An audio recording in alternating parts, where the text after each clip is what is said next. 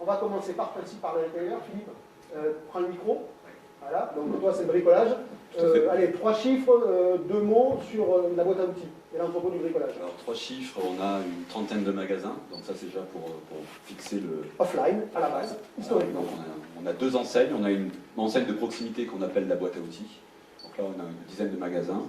Et on a une autre enseigne qui est plutôt sur les grosses villes, qu'on appelle l'entrepôt du bricolage, où il y a pratiquement entre 6 000 à 8 000 articles à l'intérieur. Sur quelle surface? Alors, on est sur du 3 000 m². Et non, je ne dis pas 6 000, on a 12 000 articles. Et on a 2 magasins qui font plus de 6 000, sur lesquels on est entre 15 000 à 17 000 articles. Donc déjà une grosse base de données. Et la complexité en fait du groupe, parce que je suis rentré dans le groupe il y a 7 ans, c'était qu'on ne faisait plus du tout de communication papier.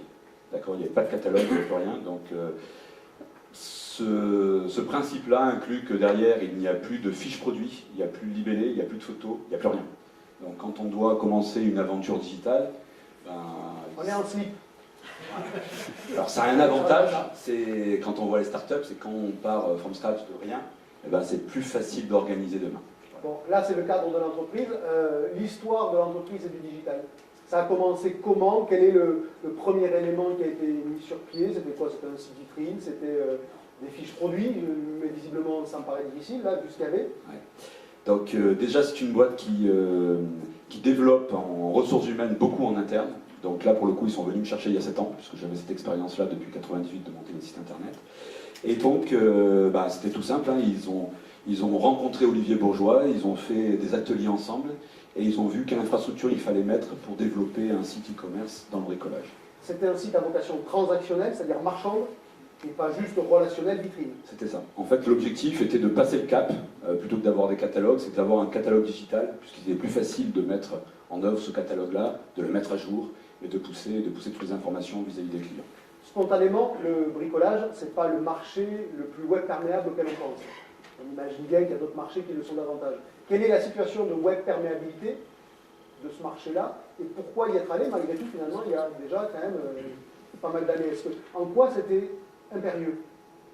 Alors bien évidemment, suite à tout ce qui se passe, je pense que les dirigeants écoutent beaucoup, regardent beaucoup d'informations, et puis se disent finalement on doit y aller. Donc la question c'est on doit y aller comment? Là-dessus, ce qui est important, c'est d'identifier que quand on lance un site internet, il y a des pratiques qu'on avait dans le commerce, et notamment on parlera peut-être tout à l'heure des prix, des choses qu'on fait d'un point de vue régional, qu'on ne peut plus faire une fois qu'on a une visibilité internet. C'était vraiment pour eux une contrainte d'arriver là-dessus et de dire on va créer quelque chose qui va finalement nous mettre en vitrine et en valeur par rapport au web et par rapport... Vous aviez fait quel choix? Isoprix par rapport au magasin ou plus différencié? Quand on m'a demandé mon avis, c'était Isoprix. Et est-ce que vous avez fait? C'est ce qu'on a fait. Donc on a encore quelques produits de promotion. C'est pour ça que je posais la question quand même. D'accord.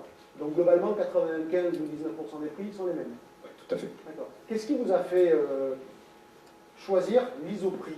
Surtout si toi tu l'as poussé, c'est que tu as des convictions. Parce qu'il y a quand même 2 écoles sur le sujet. Donc ton école et surtout tes arguments. Alors mon école, c'est que je suis déjà patron digital, donc pour moi avoir un prix différent, je ne pense pas que le client puisse comprendre ça. Donc qu'on habite Toulon ou qu'on habite Paris, je ne vois pas ce qui pourrait inciter à un tarif différent sur un produit qui est pratiquement équivalent, ou même équivalent. Donc je pense que le client, et c'est pour ça qu'Amazon passe bien, c'est qu'ils ont un prix unique, ils ont plusieurs marketplaces, et ils ont plusieurs distributeurs ou plusieurs fournisseurs qui leur donnent des tarifs, mais la plupart du temps, un produit a un prix, quoi. Donc si on est forcément par rapport à des régions différentes, je pense que la confiance qu'aura demain le client dans l'enseigne, ça ne va pas être exceptionnel. Ça représente le problème digital aujourd'hui chez vous? Alors, c'est là où est-ce que c'est plus gros que le meilleur magasin? Non, pas encore. Non. Ça représente 1%. Est-ce que c'est en train de le devenir? Ou pas? Non, si c'est 1%, non. La réponse est non. D'accord. Est-ce que ça vaut le coup de s'emmerder pour 1% de bise? Alors, la question est importante. C'est-à-dire que quand j'ai pris le poste, c'était pas forcément la partie digitale qui était intéressante, c'était la conduite de changement que ça allait amener.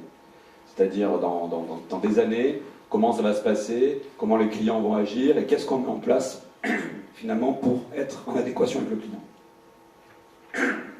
Sur la partie digitale, ce qui est important, c'est de comprendre qu'il faut simplifier tous les process et les modèles pour créer de la fluidité vis-à-vis du client. Et c'est là-dessus que c'est intéressant, puisque ça permet de couper tout ce qui a été fait pendant des années en disant on se repose les bonnes questions et on dit et si on faisait différemment demain. Donc en gros, là, tu es en train de nous dire, vous ne faites pas du digital pour créer du biz, mais pour modifier de l'interne d'entreprise. Et ça peut être une vertu intéressante, mais c'est ce que j'entends. D'accord. En plus, il faut savoir que sur la partie digitale, on en parlait tout à l'heure, on a aujourd'hui un acteur qui s'appelle ManoMano, qui s'appelait leséchelles.fr. Qui est un pure player, qui est un pure player, du bricolage. Qui fait de la levée de fonds, qui crée des milliers de références, et donc qui essaye de devenir un acteur incontournable.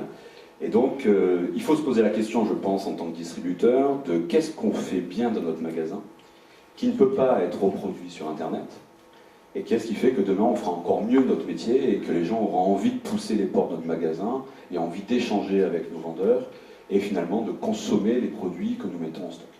Et ça peut être quoi? Ça peut être plein de choses. On prend un exemple, par exemple, sur nos magasins. Vous pouvez venir acheter des vis en vrac. Bon. Le jour où demain... Une par une. Voilà. Le jour où Amazon demain vendra des vis en vrac, moi je serai peut-être plus là. Hein. Ouais, donc, sauf que si tu vends que des vis à l'unité, tu vas peut-être pas rester là non plus. Voilà. Également. Après, il y a des choses qui existent également, c'est tout ce qui est tester les produits. Donc là aussi, on est sur quelque chose qui peut avoir vraiment de l'importance pour le client, c'est-à-dire qu'il y a des avis, on le sait, hein, mais est-ce que c'est l'avis finalement des autres, est-ce qu'il correspond au mien? On peut imaginer, tu le montrais tout à l'heure sur les bouquins, s'il y a plein de gens qui ont aimé le livre, forcément je risque de l'aimer.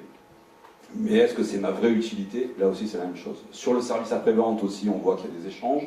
Qu'est-ce que nous, distributeurs, on fait pour que le service après-vente, demain, soit un enchantement et pas une zone d'irritation, comme tu nous as montré tout à l'heure. C'est du sans couture. Enfin, il faut que ça soit du sans couture. Exactement. Donc je pense qu'on a, nous, distributeurs, on a vraiment un gros travail à faire sur la partie fluidité pour que ça soit un petit peu, on n'arrivera pas au one-click d'Amazon, hein, c'est clair, mais qu'il y ait quand même cette expérience client, et que cette expérience client plaise à nos clients futurs et qu'on fasse vraiment la différence par rapport à du web. Continuons sur le fait de comprendre ce que vous faites et comment vous le faites. Même offre entre les magasins et le site, ou alors il y a sur le site plus d'offres que dans les magasins? Même offre sur le site que sur les magasins. Donc là, on est en retard parce que je pense que c'est le sens voilà, de on voudrait, la seconde question. Voilà, les clients voudraient certainement avoir, et puis on les a interrogés, une profondeur de gamme et une largeur de gamme un peu plus importante. Donc là, c'est comment on met notre infrastructure, parce que je vous le disais tout à l'heure, on a des magasins de 3000 m², donc ce qui nous différencie des Leroy Merlin et des Castorama, c'est que quand tu viens chez nous, tu ne perds pas du temps dans les rayons, quoi. Donc on a peu de produits, mais nos produits répondent à finalement tout le besoin des bricoleurs. Donc demain, c'est comment par le web, et c'est là où je reprends ma casquette web, par les moteurs de recherche, par les facettes, comment on fait qu'un client qui vient sur notre site web arrive à trouver parmi une offre, finalement, les 4 ou 5 produits qui correspondent vraiment à son besoin. Oui, mais à la besoin. base, j'entends que vous devriez avoir plus d'offres sur le site que vous n'en avez pour le moment. Oui. En gros, c'est le chantier qui est devant vous. C'est le chantier, oui, tout à fait. Okay. Donc prix, iso-prix, offre, iso-offre, mais ça doit pas le demeurer.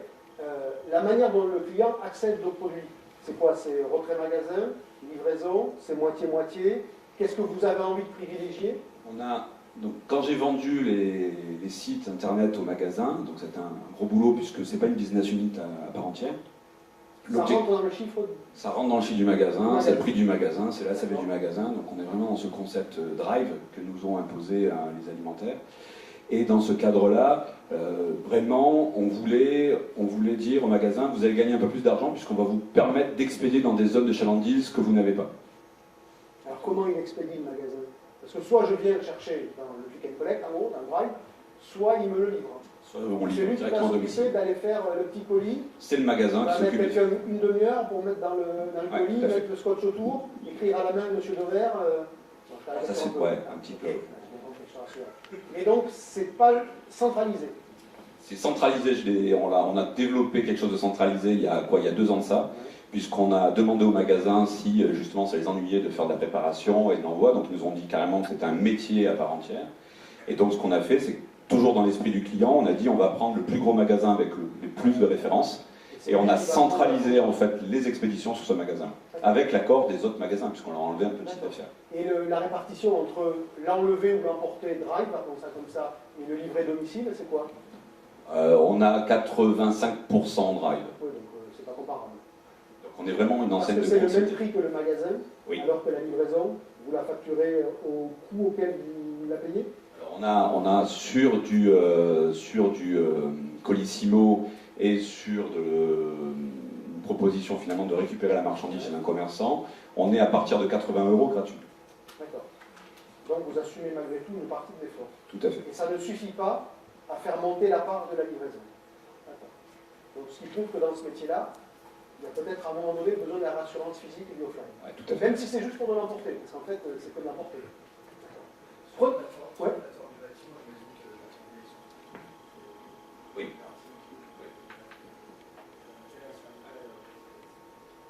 Alors la plateforme du bâtiment, c'était mon ancienne structure. Parce que lui, c'est L'entrepôt du bricolage.